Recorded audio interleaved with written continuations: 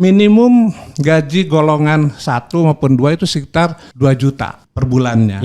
Ada gradasinya gitu kan, tergantung lama kerja. Nah, saya sendiri pernah menghitung. Jadi jika saya memperoleh gaji dalam negeri itu berdasarkan ketentuan perundang-undangan yang berlaku dengan PP yang berlaku saat ini, itu jumlahnya sekitar 900 sekian juta rupiah.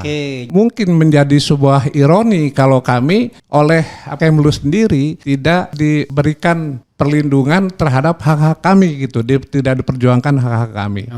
Tadinya kami berharap optimis ya bahwa Ibu Menlu yang begitu besar perhatiannya terhadap hak asasi manusia itu akan menjadi pahlawan bagi kami gitu kan, sehingga sebelum beliau purna tugas sebagai menteri bisa menyelesaikan permasalahan ini yang sebetulnya sudah sejak lama terjadi.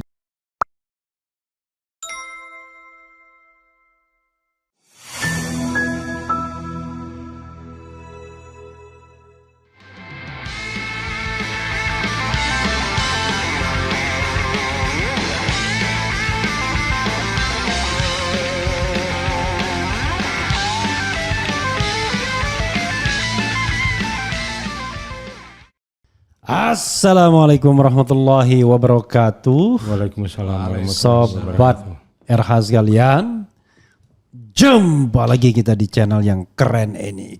Keren cadas. Takut juga ini ya, cincinnya tiba-tiba mencelat dia ya kan.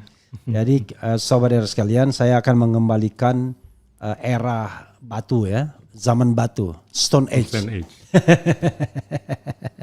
Ini kebetulan ini batu meteor ini dikasih oleh apa waktu itu, ada Pilkada Belitung Timur ya, tempatnya Yusril waktu itu.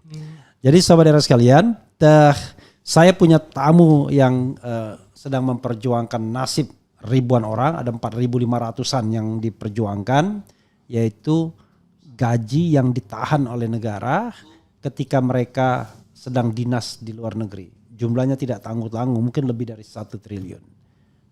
Saya perkenalkan mereka, Pak Peter Gonta. Siapa namanya? Silakan Pak, kenalan sendiri. Terima kasih Prof. Ya tapi di sini ininya. Nah, terima kasih Prof. Saya Dwiki Miftah, pensiunan dari Kementerian Luar Negeri. Tahun 2023. 2023 ya. Berikutnya. Saya Khairul Anwar Berata Wijaya. Ya. Pensiun dari Kemlu tahun 2014. Oke, 2003, 2023, 2014. Jaraknya 9 tahun lumayan juga ya. Tapi mirip-mirip mukanya Mas. Karena semangatnya sama ya. Semangatnya sama ya. Pak Dwiki ya. Ya. Manggilnya apa? Dwiki boleh. Pak Dwiki, Pak Khairul ya. Oke, Pak Dwiki, D sama C sama D bener lah ya. Pak Khairul, Pak Dwiki. Saya diminta oleh seseorang ya, mungkin junior Anda juga. Teman ya. Kita nggak pakai bahasa kasihan, tapi sedang memperjuangkan sesuatu terkait dengan hak keuangan pegawai Kemlu. Kalau kita dulu ya, zaman kuliah yang namanya Kemlu itu menjadi cita-cita. Kalau kementerian yang paling dicita-citakan untuk dimasuki itu adalah 1 Kemlu, 2 Kementerian Keuangan biasanya kan. Betul. Karena biasanya yang masuk sana bukan orang bodoh ya kan. Nah kalau yang bodoh-bodoh kayak saya, cukuplah gitu. Biasanya masuk kementerian atau institusi yang nggak mutu. Tapi fortunately saya nggak pernah masuk ke situ. Kecuali pernah menjadi staf ahli atau asisten hakim di Mahkamah Konstitusi, tapi ketika usia sudah 30-an tahun juga. Jadi bukan permanen staff gitu ya. Saya tidak tahu. Mungkin Bapak bisa introduction, saya lihat di situ ada KPK Kemlu. KPK-nya mirip KPK Komisi Pemberantasan Korupsi. Kemlu ya. Jangan-jangan orang bilang KPK mak lu ini. Mantan PNS Kemlu. Saya tidak tahu siapa yang mau menjelaskan duduk persoalannya, apa itu KPK Kemlu dan lain-lain. Silakan Pak Khairil mungkin. Silakan. Baik, terima kasih Bang Refli. Ya. Jadi memang permasalahan ini muncul mulai tahun 1950 ketika pada waktu itu Sekjen Kemlu mengeluarkan surat edaran bahwa setiap pegawai Kementerian Luar Negeri yang ditugaskan ke... Mohon maaf Pak, kalau ini diluruskan. Nah, diluruskan. Nah, jadi Baik. agak turunkan sedikit. Turun Pak, turun. Nah, sini. Kayak saya. Ya. Dipegang gitu Oh, kan. nah, enggak apa-apa. Nah, oke, ya. Jadi ketika tahun 1950 para pegawai atau diplomat Indonesia yang ditugaskan ke luar negeri itu berdasarkan surat edaran tersebut tidak diberikan gaji pokok mereka gitu kan. Dan itu dengan catatan bahwa kondisinya karena pemerintah tidak memiliki anggaran atau dana yang memadai untuk pembayaran gaji luar negeri. Nah, oleh sebab itu mereka di samping itu juga karena pada waktu itu belum ada undang-undang yang mengatur tentang pegawai negeri sipil. Ya. Pelaksanaan surat edaran Sekjen tersebut sangat bisa dipahami oleh setiap seluruh. Enggak saya taruh di situ. Enggak, ditaruh di situ. Nah, ditaruh di situ, Pak. Nah, taruh samping. Bukan. Di sini. Di bawah. Nah, gitu. Kan kita tidak. Oke, enggak apa-apa. Oke. Itu bisa diterima oleh seluruh staf atau pegawai Kementerian Luar Negeri karena memang sangat memahami dan itu sifatnya sementara. Dikatakan dalam surat edaran itu sementara sebelum ada undang-undang yang mengatur tentang kepegawaian negeri sipil. Nah, pada tahun 1961 itu kemudian pemerintah membuat undang-undang pegawai negeri sipil. Ya. Seharusnya dengan adanya undang-undang pegawai negeri sipil tersebut yang dengan jelas-jelas menyebutkan bahwa yang namanya gaji itu adalah hak setiap pegawai. Itu surat edaran Sekjen itu dicabut. Tetapi kenyataannya itu terus berlanjut sampai baru kemudian dicabutnya atau dibatalkan pada tahun 2013. Nah, sementara Surat Sekjen soal apa tadi biar kita ingat lagi? Surat Sekjen itu yang menyatakan bahwa setiap pegawai atau diplomat yang ditempatkan ke luar negeri itu hanya diberi tunjangan luar negeri tanpa diberikan gaji. Pokoknya. Oke. Ya udah itu clear ya. Iya. Oke.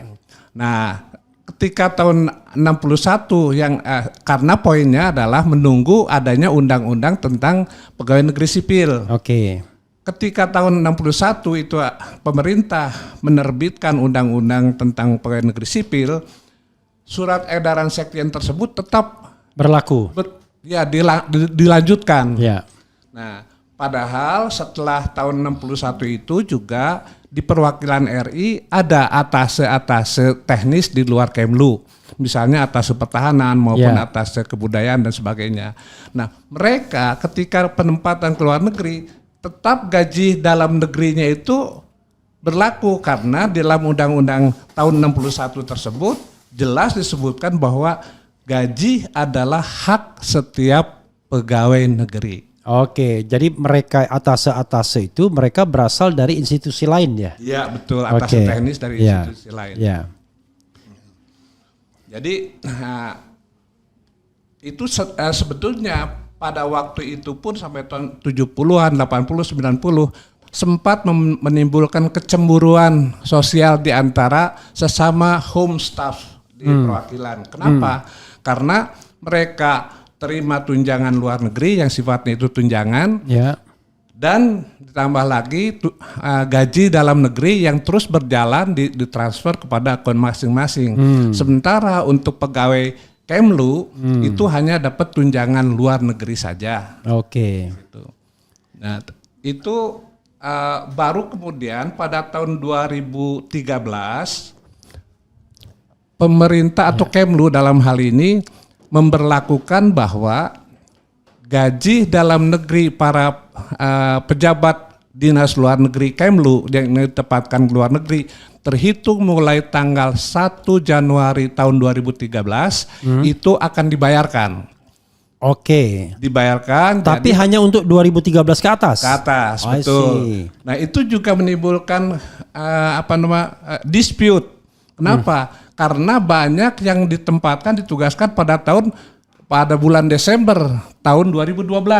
Nah, jadi hanya berbeda sebulan, tapi selama mereka penempatan 4 tahun penempatan di luar negeri, katakanlah dari nggak dapat. Oke. Gitu. Jadi di antara pejabat dinas luar negeri yang yang sedang berdinas di luar negeri pun itu terjadi kecemburuan seperti itu. Sementara bagi yang lain yang secara keseluruhan kecemburuan itu sudah terjadi sejak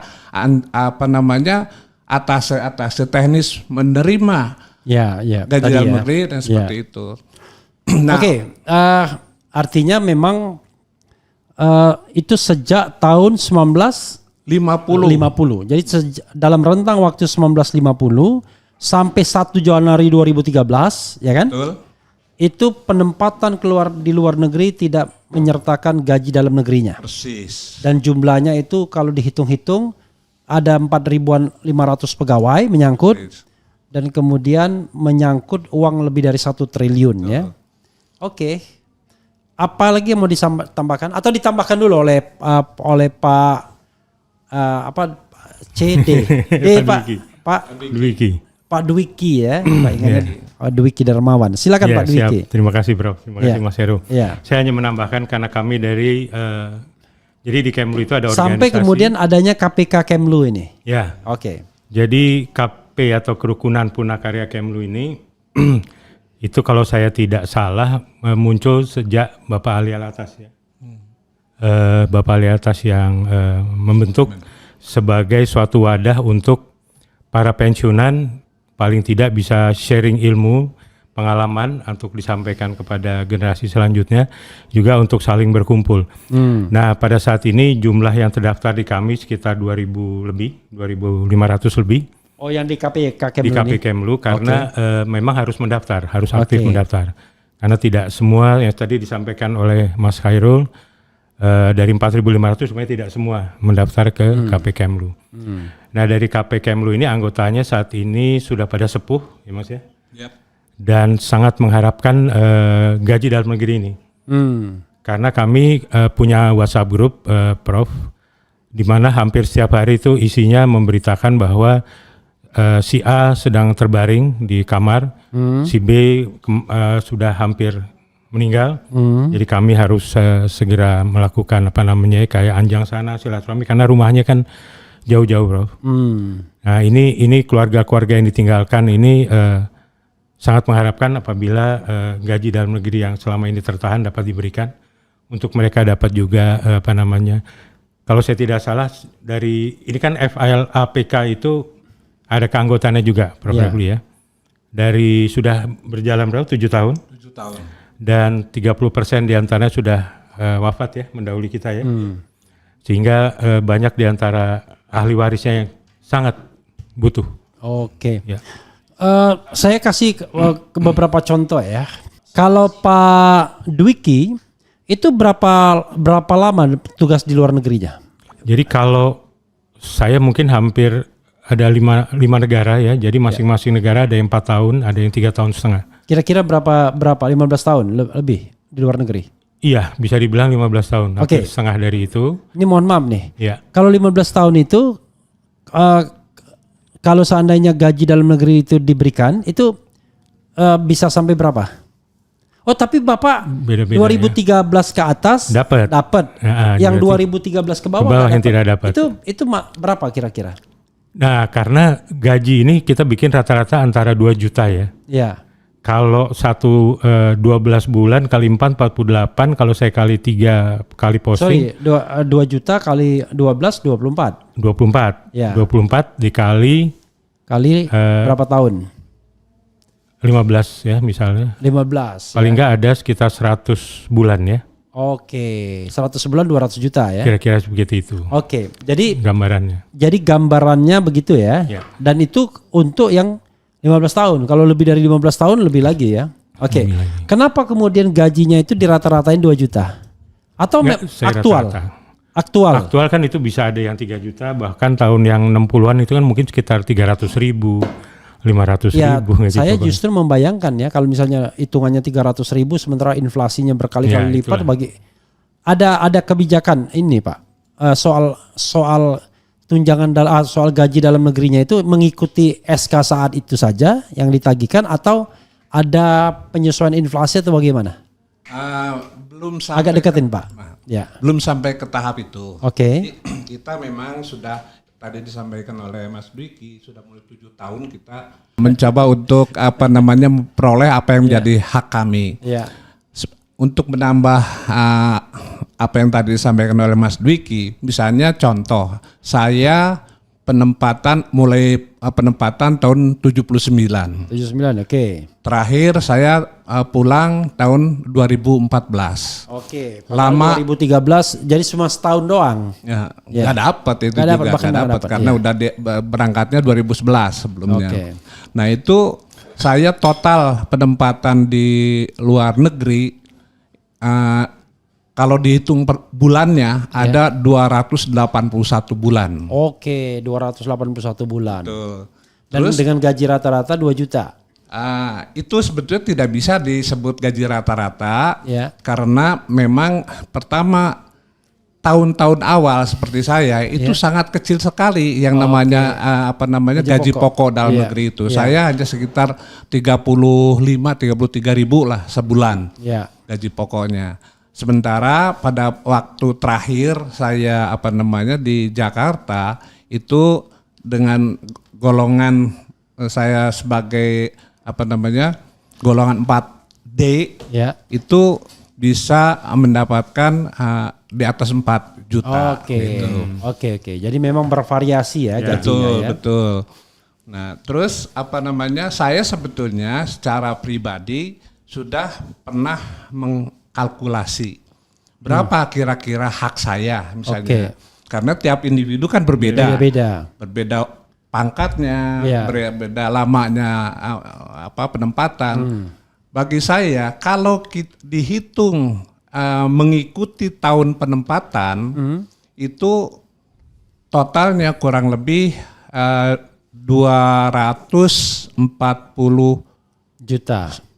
240-an juta. Jadi Bapak tidak ngitung inflasi ya? Enggak. Cuma menghitung gaji aktual. Betul, gaji aktual sesuai pada waktu misalnya penempatan pertama saya golongan 2C itu dengan gaji 33.000 sebulan. Nah, itu aja yang dihitungkan. Oke, itu baik banget Bapak-bapak ini. Nah, tetapi kan yang namanya gaji itu juga harus dibayarkan sesuai dengan peraturan perundang-undangan yang berlaku. Saat ini peraturan perundang-undangan yang berlaku menyangkut masalah pegawai negeri dan gajinya itu diatur dengan Undang-Undang Nomor 7 Tahun 77 di mana untuk besaran nominal gaji tiap golongan itu dilampirkan melalui peraturan pemerintah sendiri. Nah, jadi dari sejak terbit undang-undang tersebut sudah berlangsung sekian kali pergantian PP. Yang terakhir adalah peraturan pemerintah yang ke-19 kali nomor 5 tahun 2024. Nah, di dalam dalam PP nomor 5 ini minimum gaji golongan 1 maupun 2 itu sekitar 2 juta per bulannya. Ya. Ada gradasinya gitu ya, tergantung lama kerja. Nah, saya sendiri pernah menghitung. Jadi jika saya memperoleh gaji dalam negeri itu berdasarkan ketentuan perundang-undangan yang berlaku dengan PP yang berlaku saat ini itu jumlahnya sekitar 900 sekian juta rupiah. Oke, jadi kalau aktualnya 240 juta, Betul. tapi kalau menyesuaikan dengan PP bisa sampai 900 juta. Betul. Dan itu nanti bagian dari negosiasi ya, Iya, bagian dari negosiasi. Kalau kita bicara kalau dalam kontrak hukum itu biasanya resiko dibagi dua. Misalnya gaji aktualnya 240 juta, kemudian dijadikan 900, berarti selisihnya itu 650 katakanlah ya. 650 dibagi dua. Gitu kan. Jadi fair play ya. Ya, fair play dibagi dua berarti dapatnya ya tadi 650 dibagi dua berarti 325. 325 tambah 240. Oh, ditambah yang 240. Kan 240 kan sudah hak dia kan. Iya. Sementara perkembangan ininya karena inflasi kan dia ditanggung berdua kan. Itu salah satu bentuk negosiasinya karena fair kan. Fair. Gitu kan. Karena lalu kemudian tiba-tiba ketua KP Kemlunya siapa? Bapak? Ketua KP sebenarnya tadi ingin hadir, tapi karena ada acara di Bogor. Ibu Duta Besar Wening Esti Prabowo. Kalau boleh tahu nih, ini mohon maaf ya. Yep. Bapak 4D ya. Kalau Pak Dwiki terakhir? 4C. 4C. Kalau 4D pensiun berapa sekarang? Persisnya saat ini 5.050.000. 5.050.000. Kalau 4C? Ya berkurang 150.000. 150.000. Dikurangi 150.000. Nggak ada banyak bedanya antara kalau. Tapi jangan lupa di Jakarta ini biaya hidup gila-gilaan. Nah, sakit sedikit mati kita. Langsung habis langsung. Anak sekolah sedikit mati kita ya. Mau apa-apa.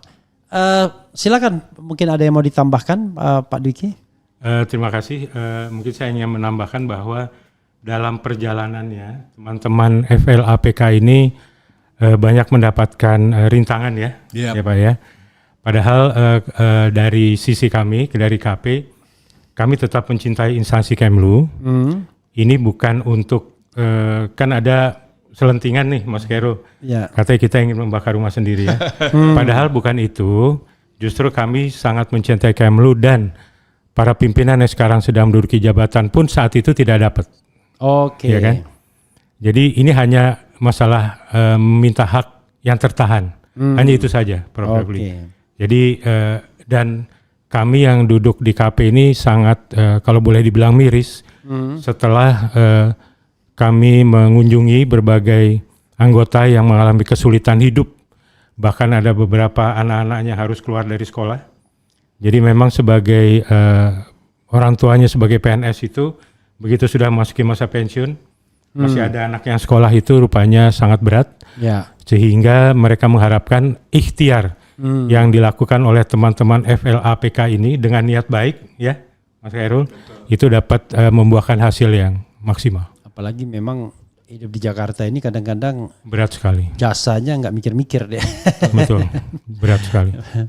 Tiba-tiba kita ke dokter dia kasih resep jutaan.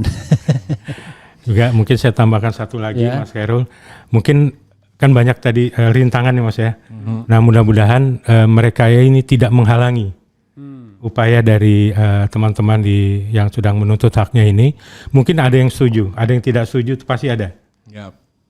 Mudah-mudahan mereka tidak ini maksudnya para pensiunan juga? Para pensiunan juga. Jadi dari 4.500 pensiunan itu tidak semuanya setuju mungkin ya? Mungkin, karena dianggapnya ingin melawan jadi mencemarkan nama baik Kemlu.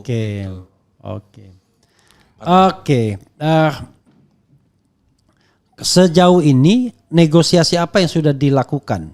Sejak kapan itu negosiasi? Silakan, siapa yang mau? Mas Heru. Ya. Baik. Jangan lupa depan sih. Lupa terus dia. Jadi kita mulai tahun 2000, kalau kami ya di FLAP itu mulai 2017. Kita atau katakanlah upaya untuk memperoleh gaji dalam negeri ini itu sudah muncul sejak dikeluarkannya peraturan bahwa atau diberlakukannya gaji dalam negeri bagi para pejabat yang ditempatkan luar negeri tahun 2013. Yang sebelum itu bertanya, loh buat kami bagaimana? Itu bahkan mereka bertanya juga melalui duta besar dengan kawat resmi. Ini hak kami yang sudah terlanjur tidak diberikan ini seperti apa. Itu jawaban pimpinan Kemlu pada waktu itu diikhlaskan saja katanya. Jadi meminta bahwa yang ngomong diikhlaskan saja itu uangnya masih banyak tuh biasanya. Jadi pimpinan mengatakan pimpinan hanya bisa untuk mulai membayarkan tahun 2013, sementara yang sebelumnya itu harus legowo menerima. Kalimatnya itu legowo. Boleh saja. Itu kata-kata legowo itu tahun 2017. 2013. 2013, oke. Ketika diberlakukan itu.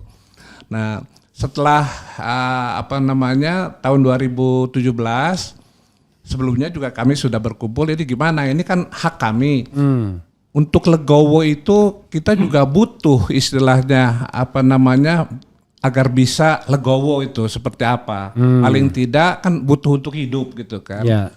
Sehingga kita juga melakukan pendekatan-pendekatan kepada instansi, kepada Kemlu yang tujuannya sama sekali bukan untuk menentang ataupun untuk menjatuhkan nama baik Kemlu, tetapi bahwa ini faktanya adalah seperti ini gitu kan. Itu memang undang-undang sudah menentukan. Kenapa undang-undang yang sudah ada berlaku sekian lama masih tetap diabaikan hanya karena berpegang kepada surat edaran Sekjen yang tingkatannya aja sudah jauh berbeda. Jauh sekali. Yeah. Nah, oleh sebab itu karena ikhtiar kami untuk berbicara dengan berbagai pihak di Kemlu itu tidak berhasil. Bahkan saya waktu itu juga tahun 2017 itu sempat diterima bersama teman-teman oleh Sekjen Kemlu di Deplu, dan Pak Sekjen pada waktu itu sepakat kalau gitu mari kita bentuk panitia kecil untuk membicarakan masalah ini. Itu kan ya kita senang karena Pak Sekjen pada waktu itu bisa memahami bahwa ini loh yang kita tuntut itu hak kita. Sekjen yang sekarang? Bukan. Sekjen yang dulu ya? Yang tahun 2017 itu. Pak Mayarfas namanya. Nah itu beliau memahami bahwa yang dituntut itu adalah semata-mata hanya hak yang dijamin oleh undang-undang. Kita tidak meminta lebih, tidak bermaksud juga mempermasalahkan kenapa seperti itu, siapa yang salah seperti itu gitu kan. Nah, jadi beliau menyampaikan seperti itu, namun kelanjutannya itu tidak ada. Gimana katanya mau bentuk panitia kecil. Kita tidak dilibatkan, kita sudah bentuk gitu kan, tapi kita tidak diikut sertakan, sehingga nampaknya panitia kecil itu pensiunannya tidak diikut sertakan. Dari FLAPK itu tidak diikut sertakan. Singkatan FLAPK. Iya dari tadi bilang forum. FLAPK itu forum lintas angkatan Purna Karyawan Kemlu. Kenapa ada lintas angkatan? Karena selain masing-masing itu berbeda angkatan, even dari kalangan diplomatiknya, misalnya ada diplomatik PDK, pejabat diplomatik konsuler, ya ada pejabat waktu itu ya, ada pejabat administrasi, ada pejabat sandi dan komunikasi. Nah itu ada berbagai angkatan. Nah itu kita bergabung lintas angkatan. Nah jadi setelah FLAPK ini bersurat tapi juga tidak diindahkan, tidak dijawab, nggak ada apa-apanya. Akhirnya FLAPK itu berupaya untuk mencari opini katakanlah ke instansi terkait lainnya. Ini seperti apa? Karena ini kan kami rasa ini adalah hak yang dijamin undang-undang. Akhirnya kita berkonsultasi dengan Kemenkopol Hukam pada waktu itu, dan pada saat yang sama juga ada anjuran untuk mencoba meminta fatwa atau uji materi ke Mahkamah Agung. Yang diuji materi apanya? Apakah surat edaran Sekjen yang berlarut-larut diberlakukan sampai tahun 2013 itu bisa dipertanggungjawabkan. Oh itu minta opini hukum ya, legal opini opinion. hukum. Ya, legal opinion. Atau seperti apa? Karena kita yaitu tadi diminta untuk legowo gitu kan. Nah, tetapi kemudian kemudian Mahkamah Agung juga meminta kepada Kemlu untuk menjawab. Coba deh, ini kan baru dapat informasi dari sepihak, dari FLAPK. Apakah betul apa yang diadukan oleh FLAPK itu? Tetapi pada sampai batas waktu yang ditentukan oleh Mahkamah Agung tidak ada perwakilan dari Kemlu. Itu yang tahun 2017 juga? 2017. Okay. Nah, kemudian setelah batas waktu habis itu, waktunya habis, kita menanyakan mana uji materi dari MA ini gitu kan, untuk kita mengetahui apa sih tindakan kita ke depannya. Tapi ternyata di uji materi tersebut MA mengatakan bahwa Deplu sudah memberikan jawabannya. Walaupun sepengetahuan kami itu sepertinya tidak datang sampai waktu yang batas waktu yang ditentukan. Jadi putusan uji materi MA itu menyebutkan bahwa surat edaran sekjen itu bukan ranah untuk diuji materikan oleh MA. Dan sarannya adalah supaya itu dikembalikan dan untuk dicari solusi sendiri gitu loh.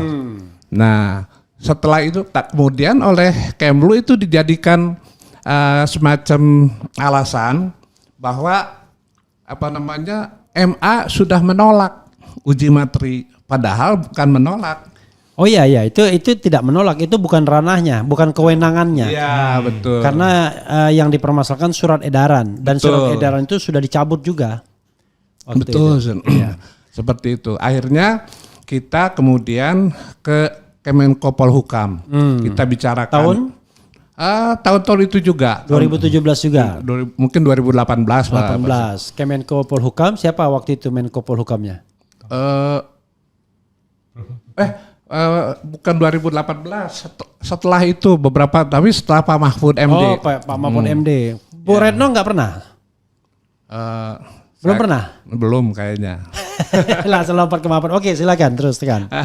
Jadi dari Kemenko Polhukam ditegaskan bahwa yang namanya gaji itu adalah hak, dan itu adalah hak milik bagi setiap pegawai, sehingga harus dibayarkan. Kemudian Kemenko Polhukam berinisiatif untuk memanggil Kemlu, Keuangan, dan kalau nggak salah dari BPK juga, BPKP saya persisnya nggak tahu karena itu internal Polhukam. Dan akhirnya seluruh instansi yang melakukan rapat interkem sepakat, Kementerian. Kalau dulu Interdep, sekarang Interkem. Itu sepakat bahwa gaji dalam negeri atau GDN ini akan dan harus dibayarkan. Oke, sejak tahun 1950 itu ya? 1950. Enggak sampai itu itu rapat interkemnya tidak menyebutkan 1950, paling tidak setelah adanya keluarnya undang-undang, setelah berlakunya undang-undang. Undang-undang itu tahun? Sebetulnya yang pertama itu tahun 61. Tapi kemudian direvisi. Betul. Kemudian Kemlu berpendapat, wah kalau untuk dari tahun 50, tahun 61 itu filenya juga udah nggak jelas, susah. Gempor, gitu. Ya, sehingga ini terhitung mulai sepakat untuk bayar sejak tahun 1974. Dan itulah mereka Kemlu menyampaikan bahwa setelah mereka menelisik berapa banyak sih yang berhak memperoleh GDN, itu ada 4.500 orang. Dan itu bukan dari kami tidak tahu karena kami tidak punya bahannya gitu kan. Jadi dari situ sudah jelas adanya niat baik dari Kemlu untuk membayarkan, hanya masalah formula pembayarannya itu yang juga diminta oleh Kementerian Keuangan itu terpulang kepada Kemlu.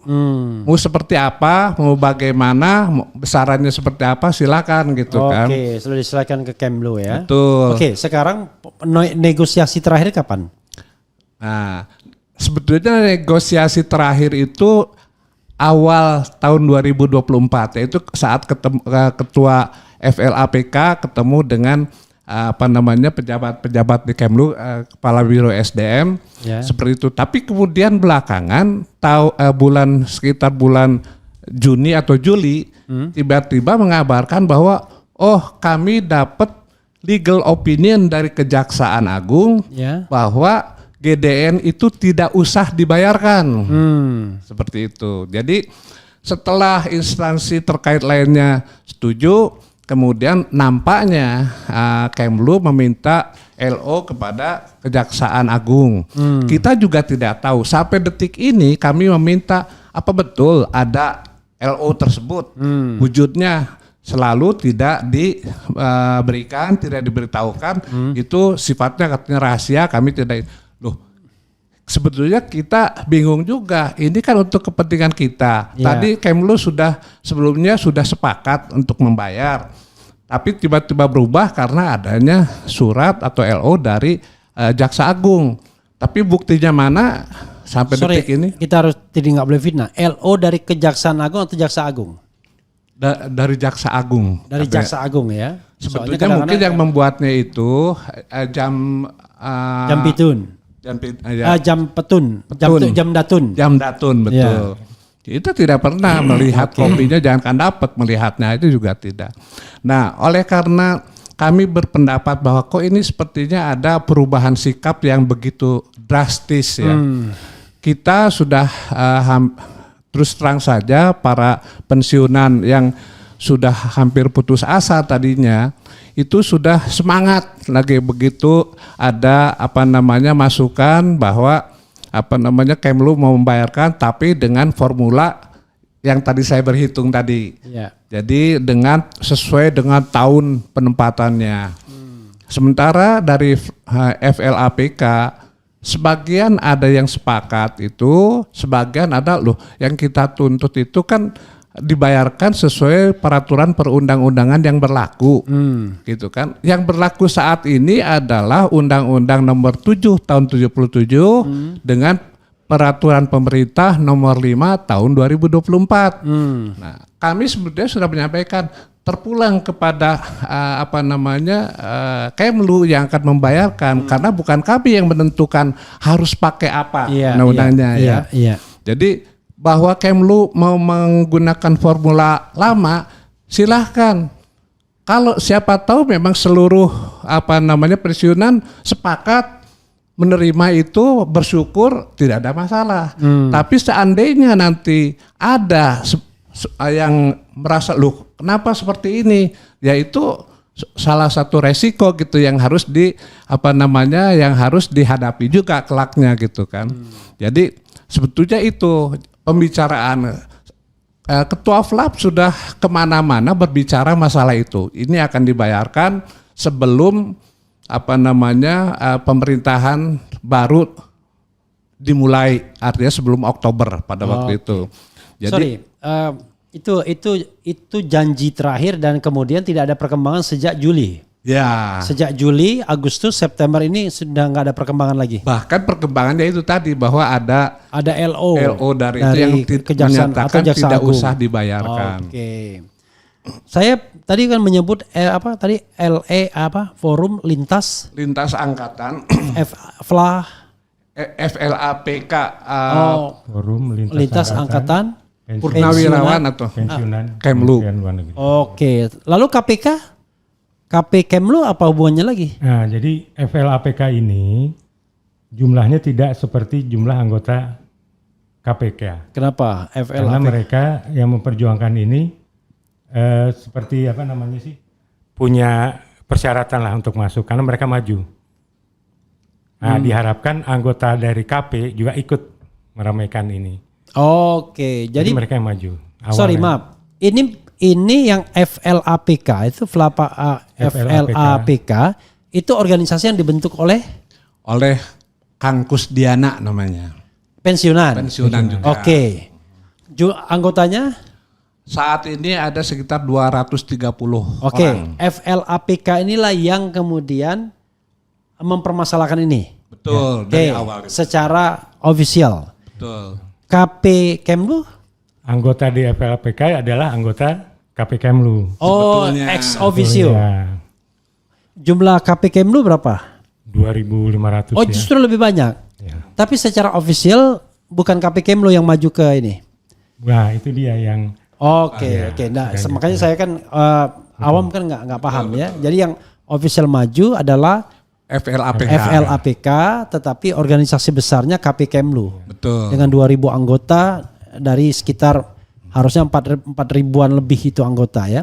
Ini pensiunan semuanya Ya. yang pernah ditempatkan di luar negeri atau semua pensiunan?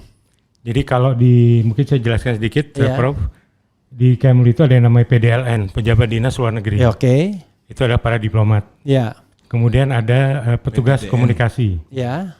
Kemudian ada juga bendahara BPKRT. Dan itu pernah di administrasi. luar negeri semua ibaratnya. Ya, itu pernah di luar negeri. Oke. Ada lagi yang namanya PDDN, Pejabat Dinas Dalam Negeri. Oke. Nah, Pejabat Dinas Dalam Negeri ini apabila performance-nya bagus, Ya. dia di akhir karier sebelum pensiun diberikan kesempatan untuk posting ke luar negeri Oke. sebagai staf. Nah, Jadi ini adalah orang yang pernah di luar negeri semua pokoknya. pernah di luar negeri semua. Oke. Ya. Nah, yang tergabung di dalam FLAPK itu 30% adalah mereka yang tadi PDDN yang hanya sekali ditempatkan di luar negeri dan mereka mengharapkan GDN-nya. Ya. Kemudian sisanya adalah para BPKRT ya, Mas Khairul ya. Nah, sisanya lagi adalah para diplomat. Jadi kalau kita bicara rentangnya, ada yang barangkali cuma berapa bulan postingnya? Minimal 2 tahun ya. Kalau untuk penempatan yang tidak mendapatkan gaji itu sifatnya harus penempatan. Jadi Oke. paling sedikit masih ada waktu 2 tahun sebelum pensiun. Jadi untuk Oke, jadi yang tidak dapat gaji itu minimal 2 tahun ya. Kalau cuma berapa bulan itu tetap dapat gaji ya. Oke. Apa rencana ke depannya setelah ini? Setelah kelihatannya mengalami jalan buntu ini selain ke RH Channel. Jadi kami Sebelumnya terima kasih juga nih apa itu? Ya. diterima di Oke. Silakan. Apa ke depannya? Jadi karena kami insist untuk memperjuangkan apa yang menjadi hak kami, soal berhasil atau tidak, ya kita harus optimistis. Ya. Jadi satu-satunya jalan adalah menempuh jalan litigasi. Litigasi. Ya. Oke. Litigasi. Jadi kita bermaksud atau berencana untuk membawa masalah ini ke PT UN. Oke, PT UN atau gugatan perdata ya, perbuatan melawan hukum. Karena yang kita permasalahkan adalah kebijakan yang satu, misalnya pada tahun 2013 awal itu menyatakan bahwa kita itu harus legowo. Kami ini yang tidak dapat GDN itu harus legowo. Jadi Kemlu tidak akan membayarkan dan tidak akan memperjuangkan itu istilahnya. Nah, oleh sebab itu ini kebijakan seperti itu dan kemudian disampaikan bahwa keputusan yang dengan memberlakukan mulai tahun 2013 itu namanya keputusan itu sifatnya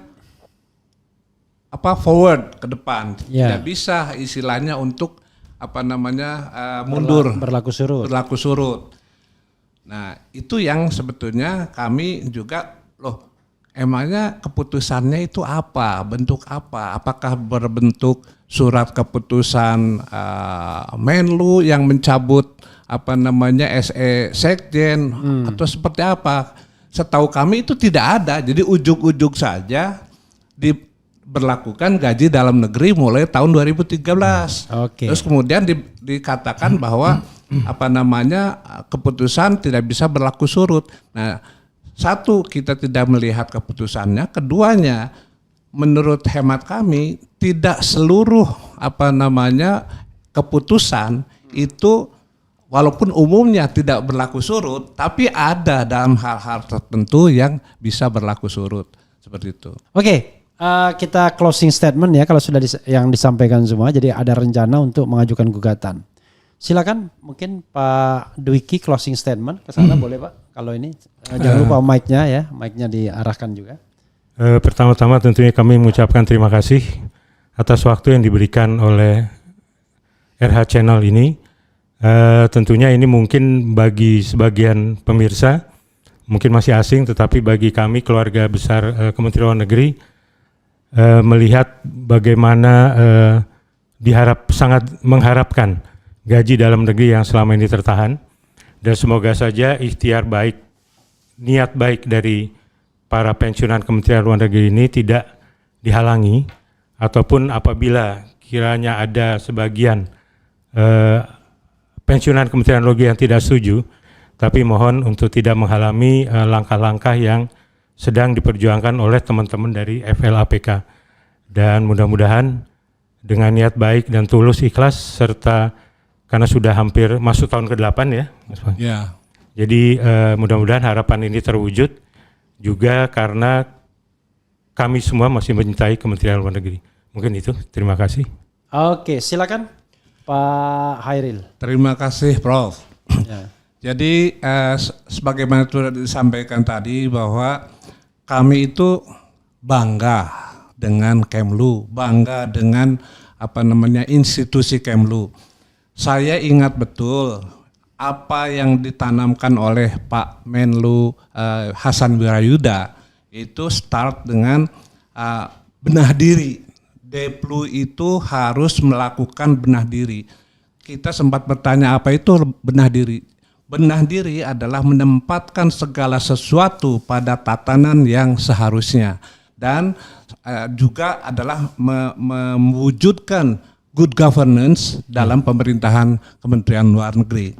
Nah, apa yang terjadi yang dialami oleh kita FLAPK itu sebetulnya di luar tatanan tadi, artinya tidak sesuai dengan tatanan yang seharusnya, karena seharusnya kami memperoleh gaji dalam negeri, tapi ternyata tidak. Justru dengan adanya, tadinya kami sangat berharap Ibu Menlu yang kami banggakan, apalagi dengan prestasi-prestasi beliau di dunia internasional, di kancah internasional, itu juga akan aware dengan masalah bukan saja hak asasi masyarakat internasional, misalnya Gaza atau Rohingya, tetapi juga hak asasi para pegawai Kemlu yang selama tugas di luar negeri justru lebih banyak mengerjakan tugas-tugas untuk membela hak-hak asasi manusia. Jadi dalam hal ini mungkin menjadi sebuah ironi kalau kami oleh Kemlu sendiri tidak diberikan perlindungan terhadap hak-hak kami gitu, tidak diperjuangkan hak-hak kami. Oke. Itu saja. Atau mungkin tambahan sedikit lagi, tadinya kami berharap optimis ya bahwa Ibu Menlu yang begitu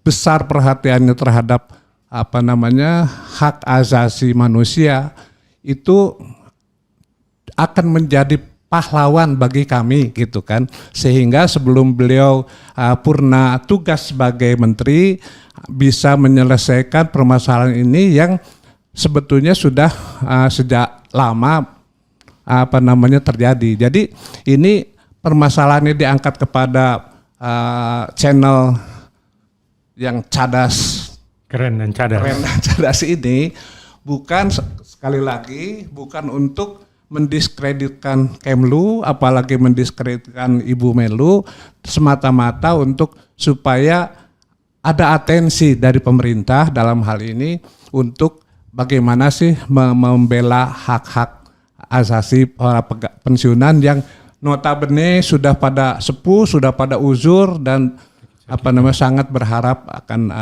diperolehnya GDN. Oke, ya sahabat sekalian, itu tadi ya dari dua purna bakti Kementerian Luar Negeri. Mudah-mudahan apa yang mereka perjuangkan berbuah hasil yang baik, dan yang paling penting adalah pemerintahan yang baru jauh lebih aware terhadap hak-hak pegawai, hak-hak pensiunan dan lain sebagainya. Wassalamualaikum warahmatullahi wabarakatuh. Keren. Terima kasih. Terima kasih.